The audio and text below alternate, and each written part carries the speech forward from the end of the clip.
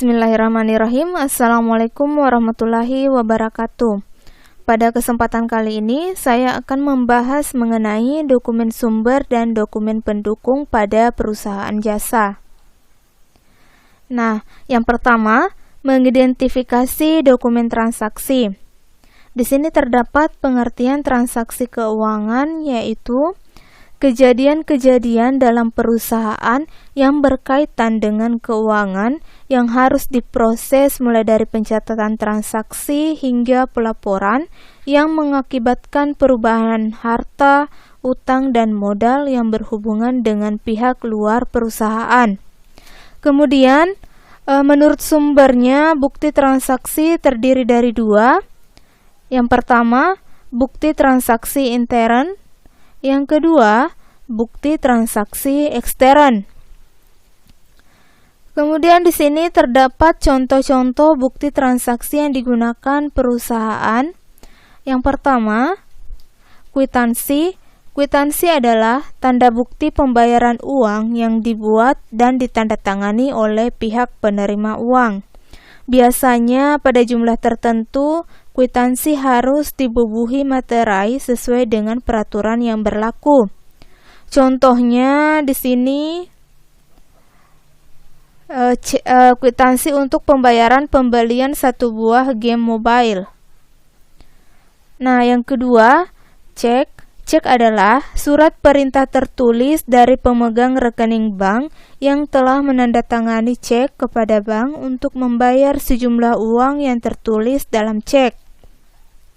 Nah, lembar cek ini terdiri dari lembar utama dan suscek. Lembar utama sebagai alat bukti pembayaran, sedangkan lembar suscek disimpan sebagai bukti pengeluaran. Contohnya seperti ini. Oke, kemudian nota kontan adalah bukti pembelian barang secara tunai yang dibuat oleh penjual dan diberikan kepada pembeli.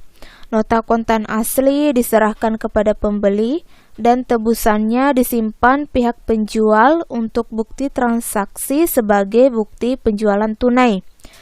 Contohnya seperti ini. Nota kontan dijual kepada toko Abadi Selalu. Oke, lanjut bukti transaksi intern. Bukti transaksi intern ada 3. Yang pertama, bukti memorial. Bukti memorial adalah bukti transaksi internal yang berupa memo dari pimpinan perusahaan kepada bagian akuntansi untuk melakukan pencatatan suatu kejadian. Contohnya seperti ini. Oke. Kemudian, yang kedua, bukti kas masuk. Nah, bukti kas masuk merupakan bukti untuk mencatat transaksi penerimaan uang tunai. Contohnya seperti ini. PD Denis Tianto bukti kas masuk diterima dari Tuan Ahmad untuk penjualan tunai 1 unit laptop seharga 8.800.000. Oke, yang ketiga, bukti kas keluar. Nah, bukti kas keluar ini merupakan bukti yang digunakan untuk mencatat transaksi pengeluaran uang tunai. Contohnya, PD Denis Tianto bukti kas keluar dibayar kepada Tuan Afif untuk keterangannya itu pembayaran gaji karyawan bulan Mei 2017 sebesar 5 juta. Selanjutnya, menganalisis dokumen transaksi. Tujuannya memeriksa kebenaran dan keabsahan bukti transaksi dari semua informasi yang tercantum di dalamnya. Nah, untuk yang pertama, kita diminta membuat bukti transaksi berdasarkan transaksi. Nah, contoh berikut ini adalah transaksi yang terjadi pada toko Raja Wali. Pada tanggal 9 September 2018, toko Raja Wali menjual tunai barang kepada toko Aneka Jaya dengan nomor bukti yang tertera dan rincian yang tertera di sini. Kita diminta untuk membuat bukti transaksinya.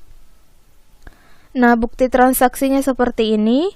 nota kontan dari PT Raja Wali dijual berupa kertas kepada toko Aneka Jaya dengan total senilai 1.332.000. Tanggal transaksi tanggal 4 September 2018 dengan nomor bukti yang tertera. Nah, dari ilustrasi transaksi yang tadi, kita diminta membuat bukti transaksi seperti ini. Oke, lanjut. Menentukan transaksi berdasarkan bukti transaksi. Nah, untuk yang pertama tadi, dari narasi transaksi kita diminta untuk membuat bukti transaksinya. Nah, sekarang di sini terdapat bukti transaksi, kita diminta untuk membuat narasi transaksinya. Oke, dari bukti transaksi memo.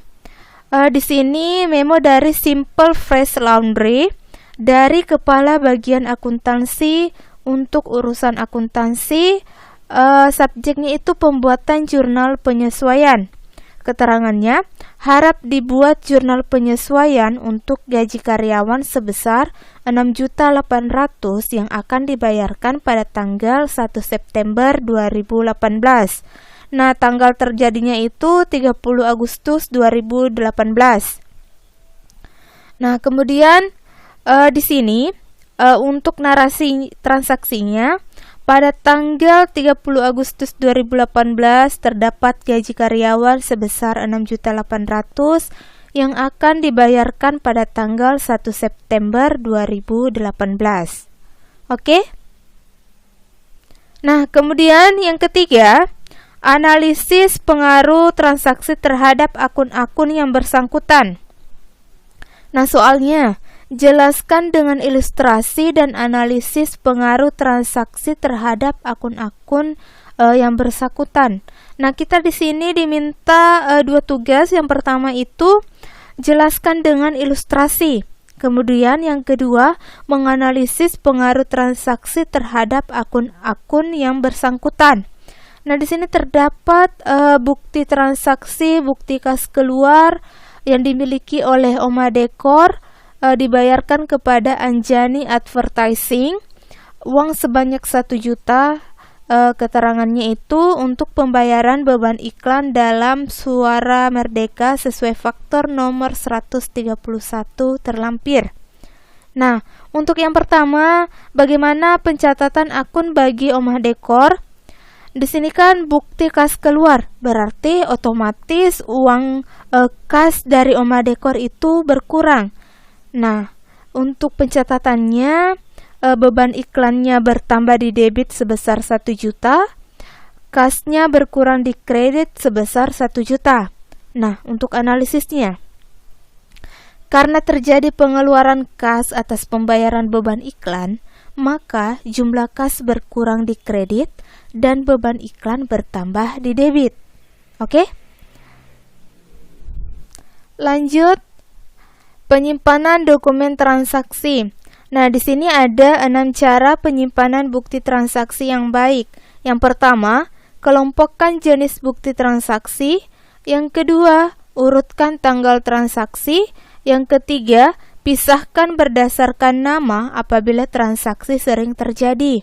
Yang keempat, simpanlah bukti ke dalam map dan tulis judulnya pada halaman sampul. Yang kelima, simpan map dalam lemari arsip atau rak penyortir. Yang keenam, bukti transaksi yang sudah tidak digunakan dapat dipindahkan ke gudang arsip atau berangsur-angsur dimusnahkan. Nah, kemudian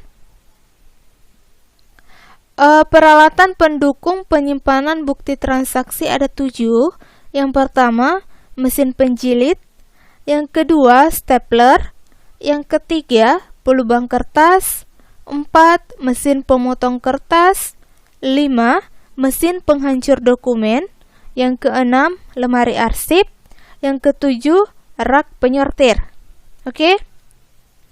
Selanjutnya terdapat 4 teknik penyimpanan bukti transaksi. Yang pertama, sistem abjad adalah suatu sistem penyimpanan dan penemuan kembali dokumen berdasarkan abjad. Yang kedua, sistem tanggal.